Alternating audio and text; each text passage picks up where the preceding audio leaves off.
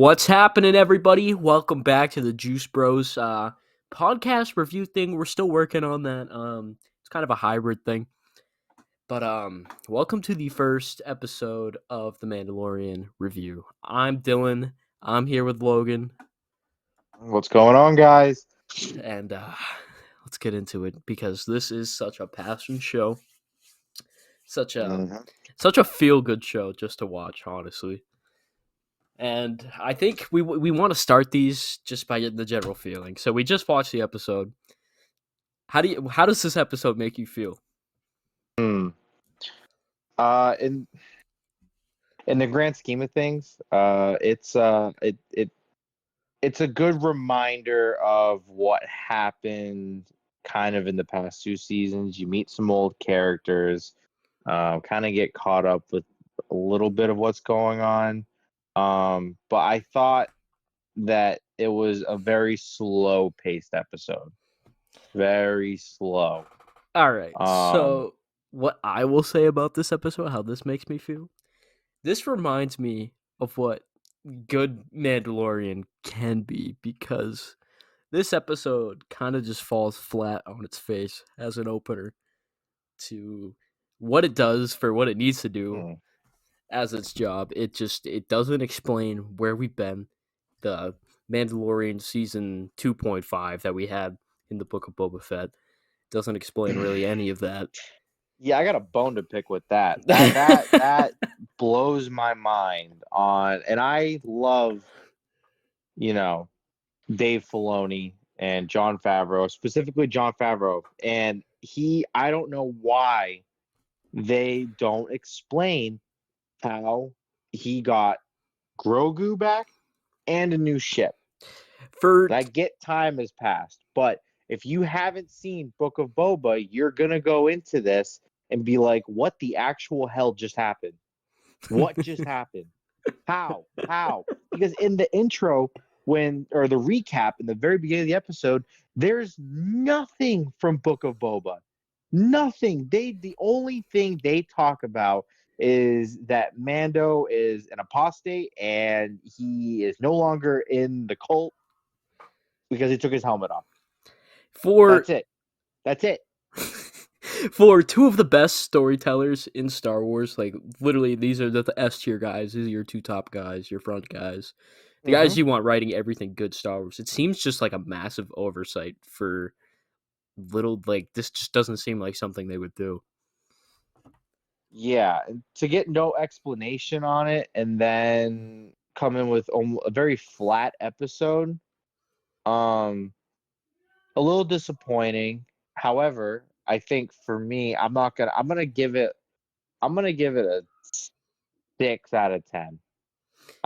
That's your initial feeling before we get into this, because this is all subject to change, right?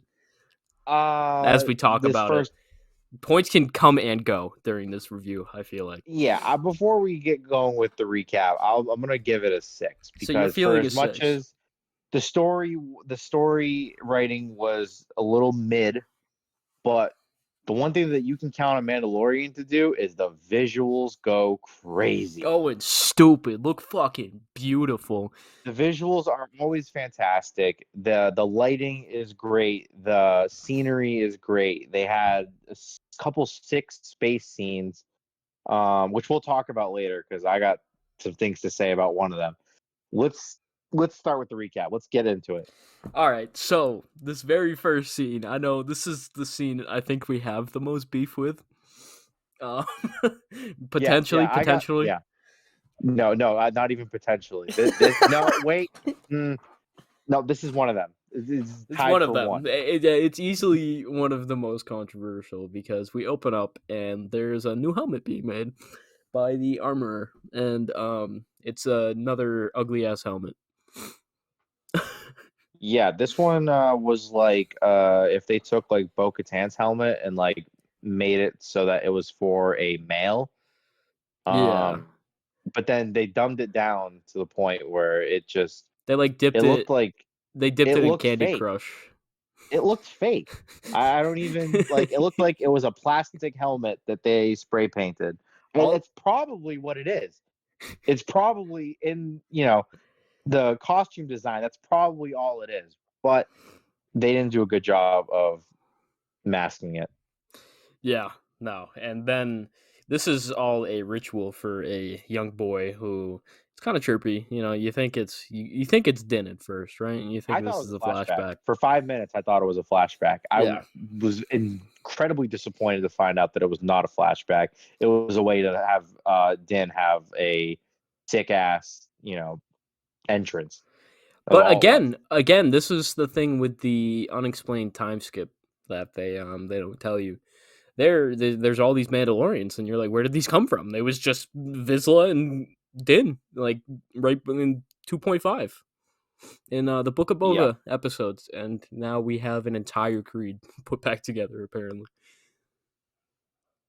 yeah, not very good. Story, not very good storytelling. It no, just the mm, it pains me to say this, yeah. but I hate to be critical on the first episode, but I just you watch 2 seasons of, I'm not going to say peak Star Wars because that goes to Clone Wars in my opinion, but no, the first probably two, the best live this action Clone Wars, best live action Star Wars that we have gotten. season 2 of Mandalorian is peak Star Wars.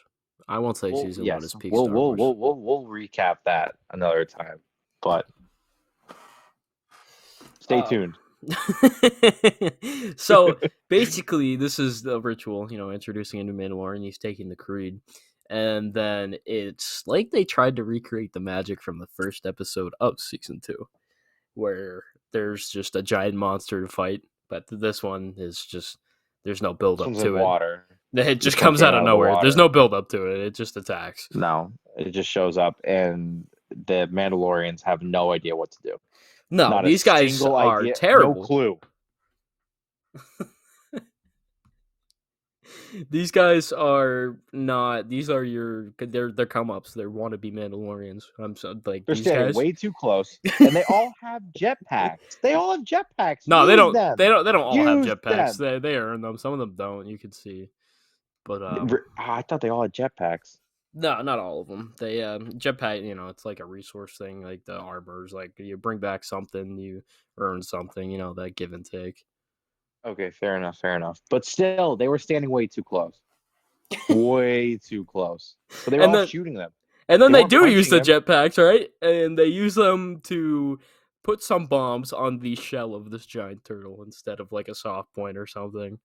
This is the part that I really was upset about because this thing is a cross hybrid between a turtle and looks like a crocodile or an alligator, Some and reptile. they see the shell and decide to place the bombs on the shell. What? But it leads for a good entrance, I guess, for Din, who swoops in. And the beginning of our cowboy twang counter begins here because Din Oh gets his yeah. first kill of the episode. Oh yeah. From here on out, every episode we are going to count how many times you hear the space cowboy music that gets overplayed every single time Din does something cool. It's basically his kill counter. Every time. And I'm not complaining because it's a sick, little kid, I don't even know what to call it, but it's outrageous how much they use it. It is outrageous. All right. And I think so he comes back and he talks to the armor and she's like, "Oh, you're an apostate. Why are you even here? Get the hell out of my face." And he's like, "Well, I can still be redeemed." And then he goes on to speak about the mines of Mandalore and how if he goes and he bathes in the living waters by creed, he shall be redeemed. And Yeah, oh, and the armorer, she's sitting there and she goes, "Well, you cannot be redeemed anymore. Those don't exist, and nobody's ever checked on Mandalore, so don't go there, and it's not possible."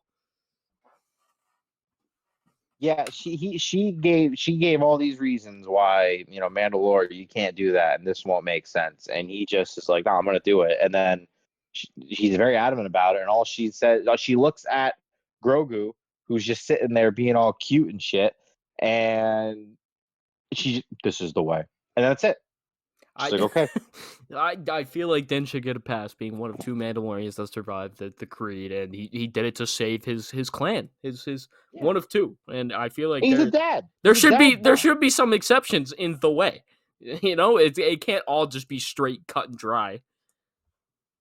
Seriously.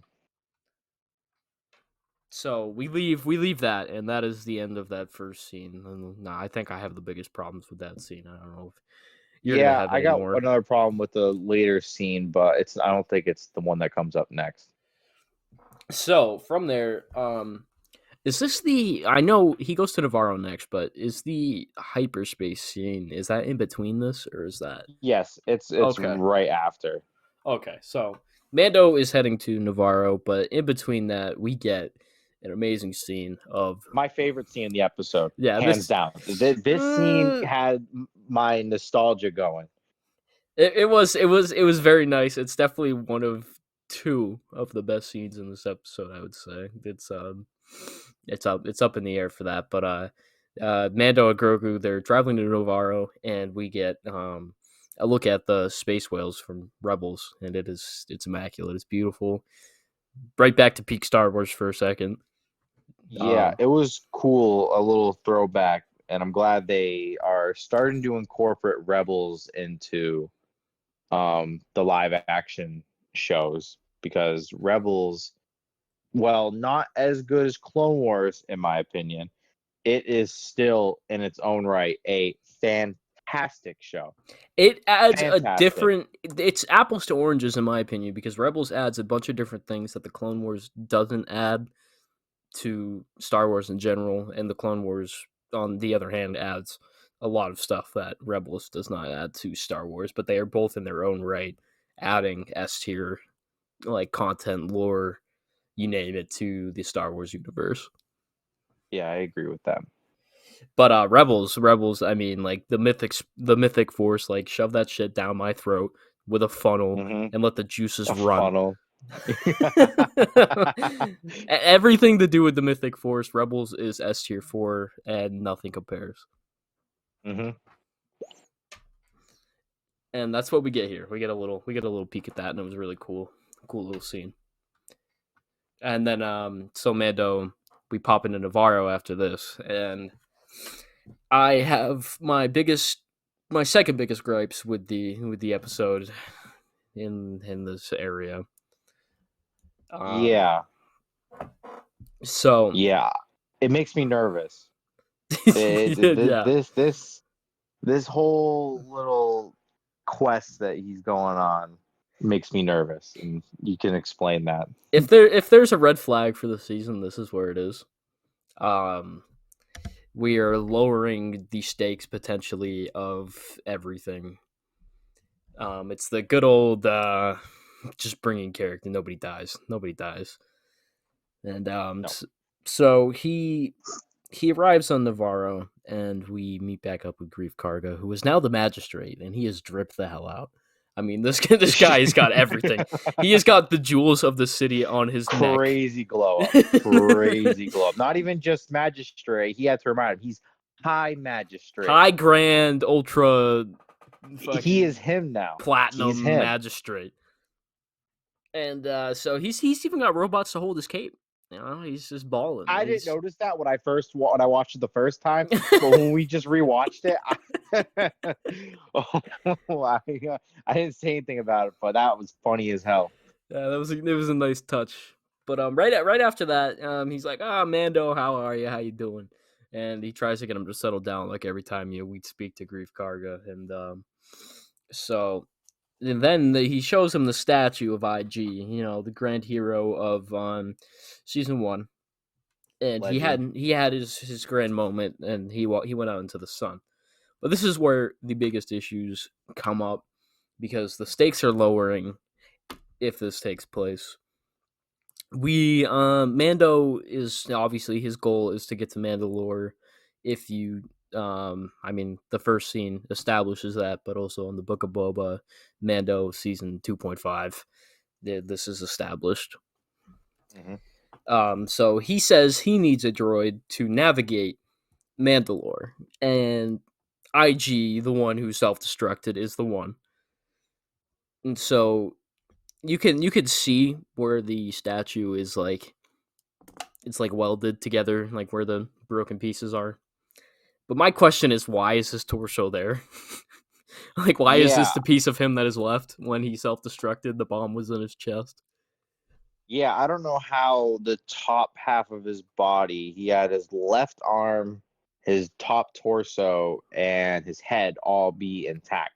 And it seems like the bomb that was inside of him just blew off his legs and his other arm, and it just doesn't make It feels like sense. it should have been in the reverse of what it was. And it makes even less sense that they would go back for a droid. Yeah.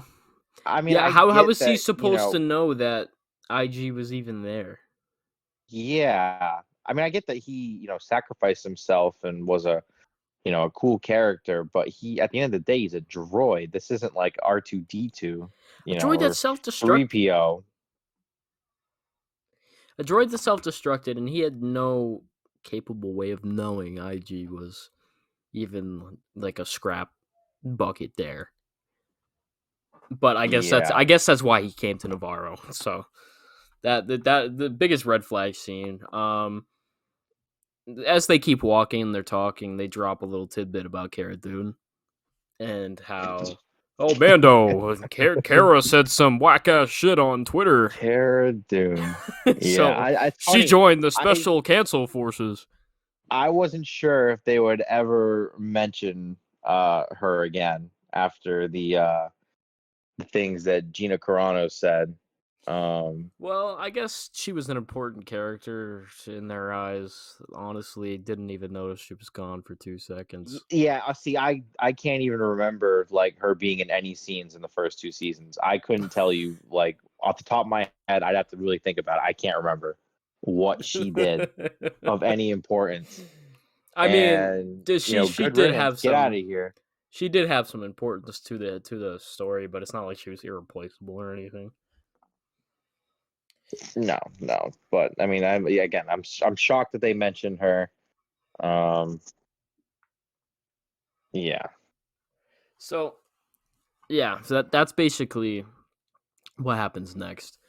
And then we try to fix IG. We get some callbacks to the sequels.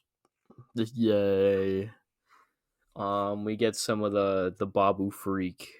Is this Babu Freak himself, or is this I don't know. I don't know. I don't want to assume, because every time I see one of those little things, I always just assume, oh, it's Bobo Freak. Like, yeah, well, I guess they're all mechanics. Like, there's I don't no want other to job for them. generalize, every. It's kind of hard when they're all the same and they're all mechanics. Every single one's a mechanic. Yeah, I'm just gonna assume that's Babu Freak. So I guess their species is called Inzelians. So that's what they are. We see a couple of them. There's a little funny back and forth between Mando, Karga, and trying to negotiate with the Inzelians. Yeah, why did Mando have to go in there? Why couldn't he just go sit outside with Grief and, I don't know. like, just look in through the window or the door? They really made Mando get his huge ass in there and sit Squeeze with, in like, there.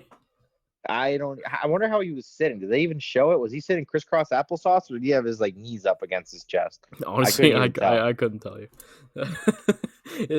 He was crammed in there though. We're asking the important questions. How was he sitting? And welcome to our favorite segment of the week. How did Din fit? How did he get in there? I don't know if there's more than one episode where that skit could even. No. So It's a short-lived segment. long story Thanks for short, watching. in We'll see you next week, guys. long story short, in that segment, They can't fix him without some memory chip or something. Side quest setup. Side quest Yeah. setup right here. Yeah, I'm scared as hell. So after that, I mean, we go to leave Navarro. Oh, wait, we completely skipped over something. The Pirates and Navarro. Oh yeah, screw these guys. Yo, but this was the Screw coldest these scene in the guys. episode right here. Oh, Coldest for sure, scene in the for sure, episode. for sure, So I for sure. guess Karga used some pirates to clear out Navarro and make it a good place. You know, you got to get your hands a little dirty and go to the underworld a little bit to get some stuff done. But that don't mean he want them around anymore. So there's a group of pirates. They're trying to get a drink in a kindergarten school, apparently, and they are dead set on getting this drink. You know, I could see why the pirates would be upset because, yeah, Grief used them to help basically clear out any nuisances on Navarro. But why do they think it's okay to go drink in a school? They get told multiple times that it is a school, no longer a fine drinking establishment. It's no longer a bar, but they are adamant. He offers them a drink just about somewhere else. Like, why here? Why here? Hey, you can have a drink. That's cool. That's awesome. Thanks for your help. Yeah. You want a drink? Seriously, and you know what? It's funny. Every time I see the pirates, I always, especially in live action, I'm thinking, please, Hondo, please God, let Hondo be in a show. Yeah, you know this. They ain't Hondo, If you've seen though, because Clone Hondo Wars, has if you've some seen Clone morals. Wars and Rebels, Hondo. Hondo, baby.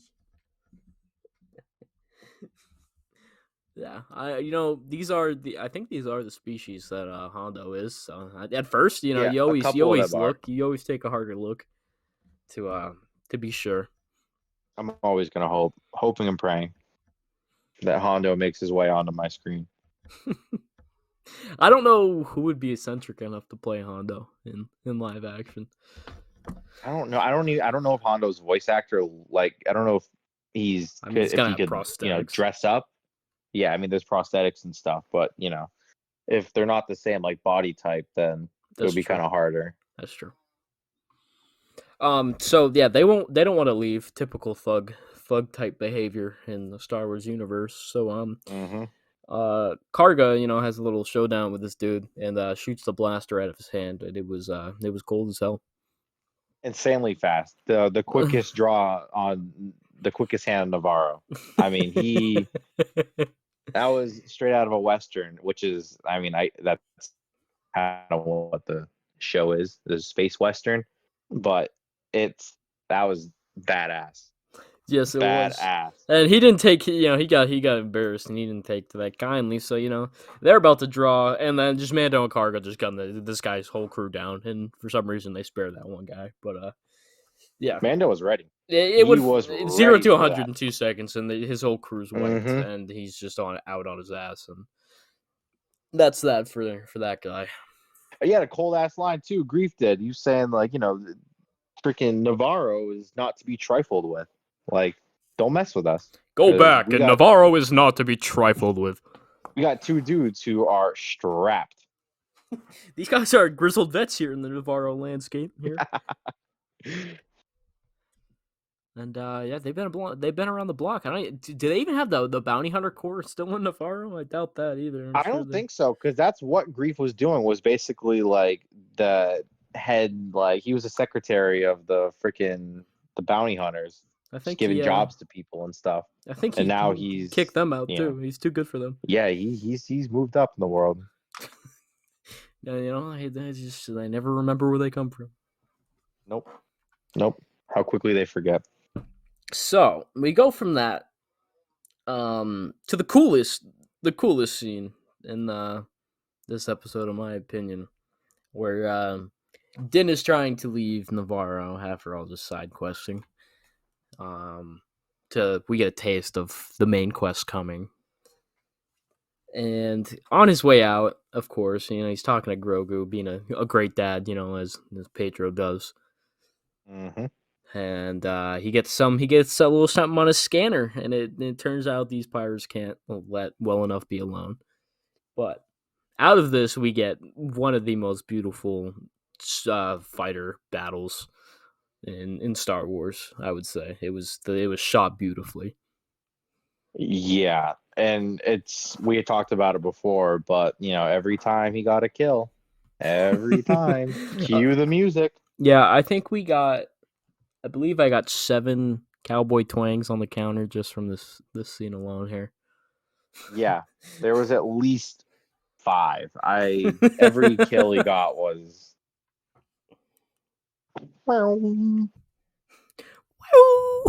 I can't even recreate that. recreate it, but it was thick. I mean, the shots around the asteroids, yep. Like, I mean, the pirates were just not good at what they were. They're not good at their job. They're just common thugs. One ship they're trying to find, and Mando is finessing these dudes. Well, that's the whole comparison between the what was this ship before? Well, like the Mandalorian class, like relic that he used to fly. Then I got blown up in season 2. I can't remember the name of that one. But now he's got the Naboo fighter, which is a lot more light, a lot more agile. He's flying around corners. He's taking everyone's names with this thing. He hasn't got a scratch on the thing yet. No, not one hit. Not one hit. Dude is like that. He is definitely him when it comes to the sticks.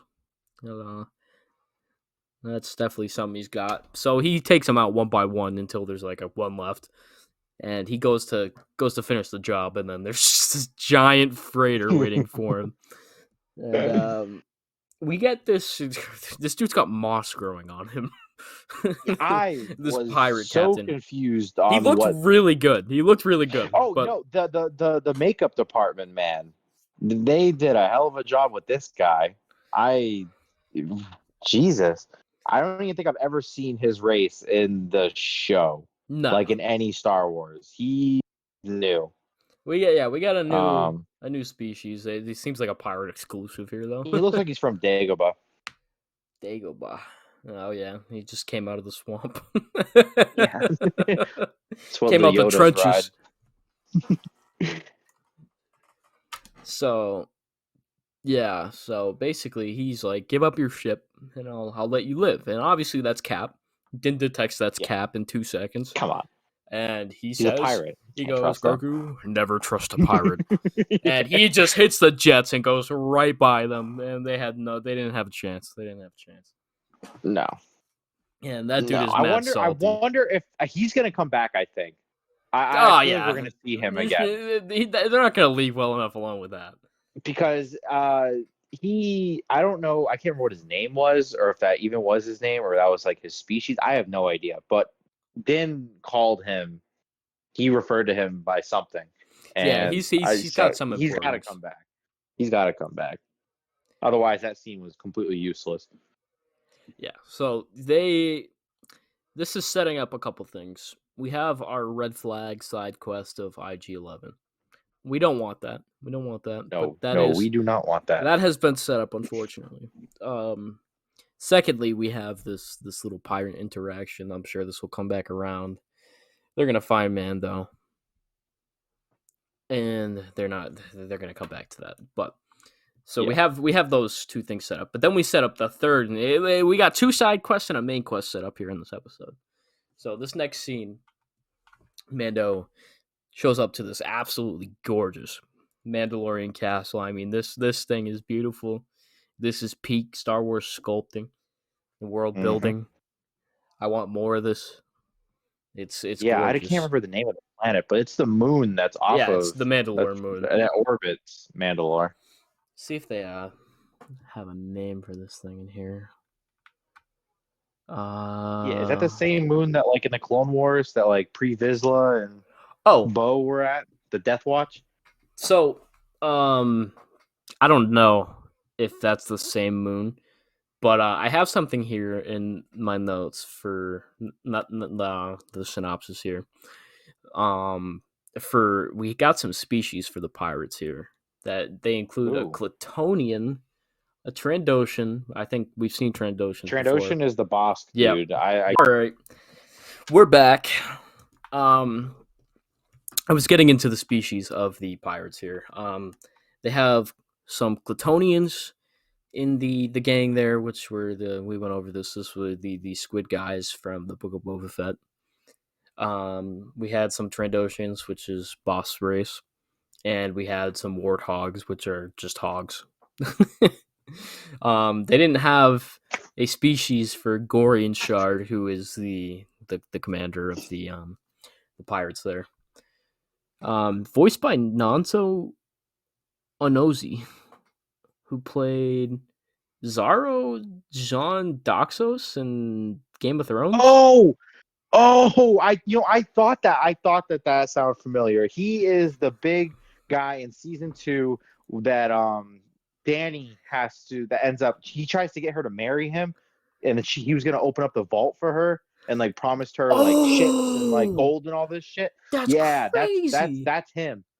I thought that I've seen him in a couple other things, and I thought it sounded familiar, but I wasn't quite sure. Yeah, okay.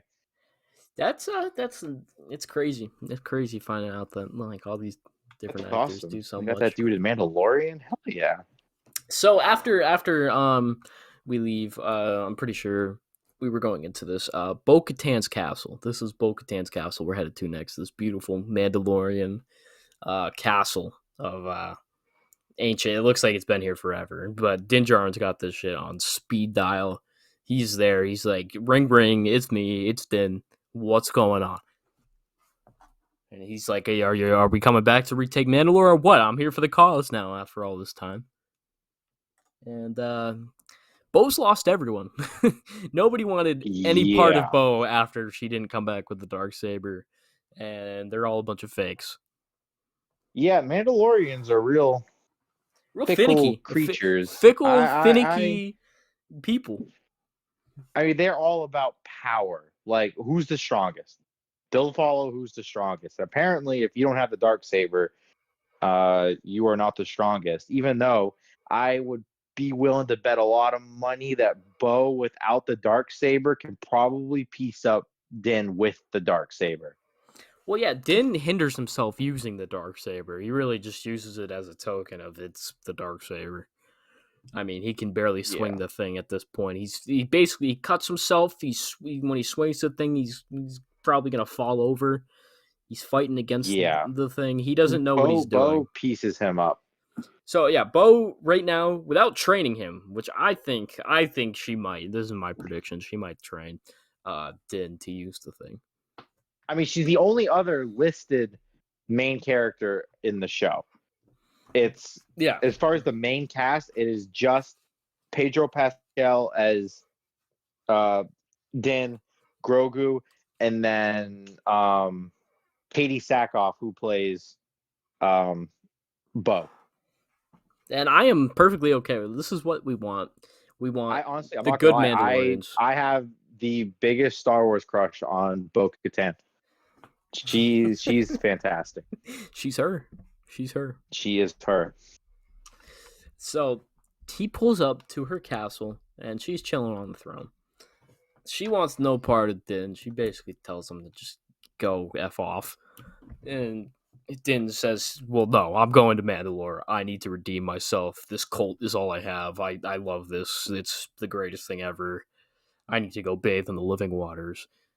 And for no reason, this cult has never even decided to go check on Mandalore once. No, that's weird. That's weird to me.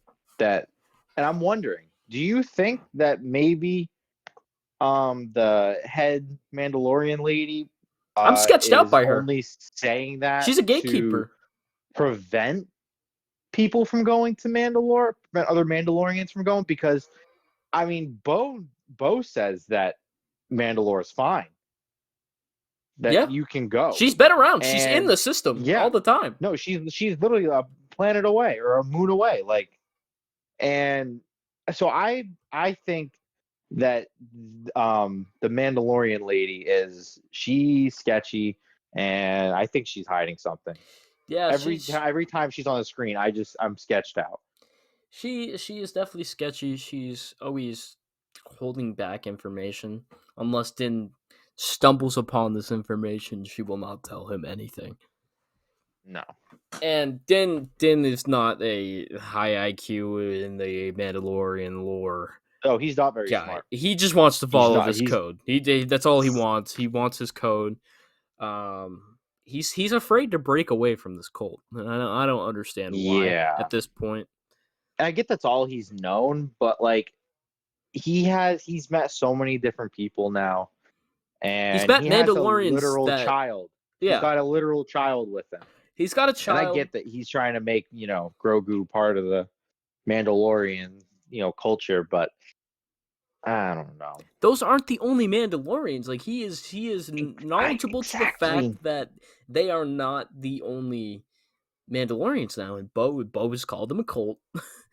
She has Yeah, I mean, I explained get what the they whole, are. She was in this is Death the Watch. way, but She was in the original cult, like the stemming of this. What she he is knows a how part of. ridiculous it is. She knows how ridiculous it is. Yeah, she does. And I mean, like, he is dead set on following this code. Unbelievable. So he's going to Mandalore, and there's nothing stopping him. So Bo tells him where he's going, and that is pretty much where we leave off here. That is the end of the episode. Roll credits. We got our three things established. We've gone over this. 2 side quests. We got IG-11 possible reincarnation, whatever they do with that. The pirates will definitely come back around. We'll possibly go back to Navarro for something. And the main quest of going to Mandalore. And Bo is obviously going to be involved in all of this. Yeah, I think I'm definitely most excited to see what happens with the main quest. But as far as the side quests go, please get me away from the IG-11 side quest. Please, I don't care. I don't want to know about that. Like that's season one. It's season one. Yeah, Leave it in the season 1. past. It was a great part of season one. Let's leave it in season one. I don't think I've ever cared about a droid as much as I cared about IG-11 with the stakes. He felt like a real person. They gave him a personality that Gave him a good droids send don't off, normally and get. they gave him a good send off, and they should have left it at that. Yeah. So, like, when you care about a droid and the stakes around a droid, you know you've done something right. You don't touch that. He had a complete story. I'm hoping they just throw this out the window. Yeah, no, I agree. But the pirate one was intriguing. I'm excited. I'm excited to see where they go with that. Yeah, I hope it's not just another thing where he just shows up and Din pieces them up again real quick, and there's nothing more to that. But I bet they're gonna kidnap. They're gonna kidnap Grogu. And it's gonna be like season one all over again, or season two. He's gotten kidnapped, I think, a couple times now. Yeah, they was never ending in the first 2 seasons, but now with the time skip that they don't explain to you, Grogu's got some training. He was there for a while. He trained with Luke for 2-3 years. We're not completely sure, but we know it's at least 2 years. He was so freaking cute this episode. Oh my god! They didn't overdo it. Chair, they didn't overdo it. Spinning He in was the he was in chair. the background doing his thing, and it wasn't like Using the Force to bring over like the little, I don't even know what they're called. I'm just gonna call it an M&M. Like, yeah. I was They so freaking cute. I think they did Grogu very well in this episode. It wasn't like a hey, here's He was the best Grogu part of the moment. episode. Grogu was the best part of this episode. Yeah, Consistently, Grogu was great. When they saw the space whales, and like Grogu got scared, and it was just hilarious watching Din like basically sleeping, and then all of a sudden in his hands pops up Grogu. Yeah, they didn't. It wasn't like a gotcha moment. They I feel like it has been done in the past where it's a gotcha moment that Yeah, that was just nice. That was a nice moment. That was just a no. nice They've definitely moment gotten from the two better of them. at integrating the cute moments of Grogu just naturally. Yeah. So that was great. Best part of the episode was probably just Grogu doing his thing. because it was a very disjointed episode. All in all, I mean, it had its moments, Just but slow. Grogu in space is the good things I take away from this episode. Grogu, space. anything in space and Mandalorian Castle. Oh yeah. Mandalorian Castle Can't forget sick. Bo. Bo. So, I'm realizing now I didn't give an initial rating for how I was feeling. I can't remember how I was feeling. I was feeling about maybe 5.5, kind of around your score. Oh.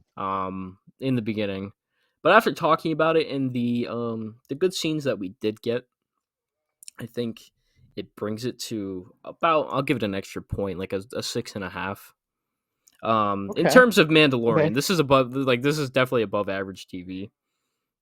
If it was just on a general TV scale, I would probably give it a 7.5, 8.3. Yeah, I'm actually going to change my rating too. Because after we recapped it, I think there was a few things that I liked a lot more. So I think for me, I'm probably going to give it a 3 now.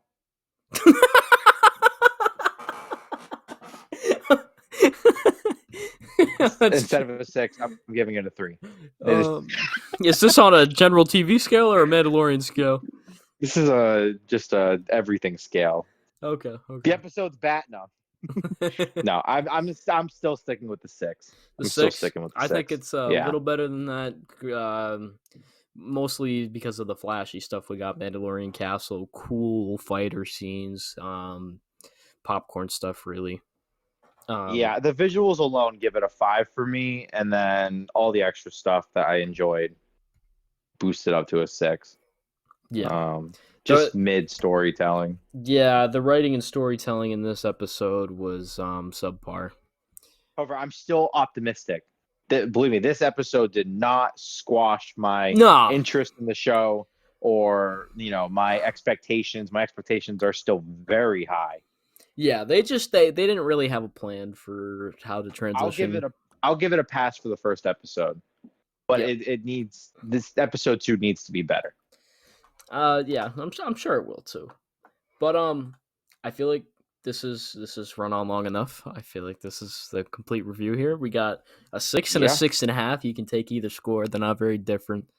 And that's what the Juice Bros are gonna give this one.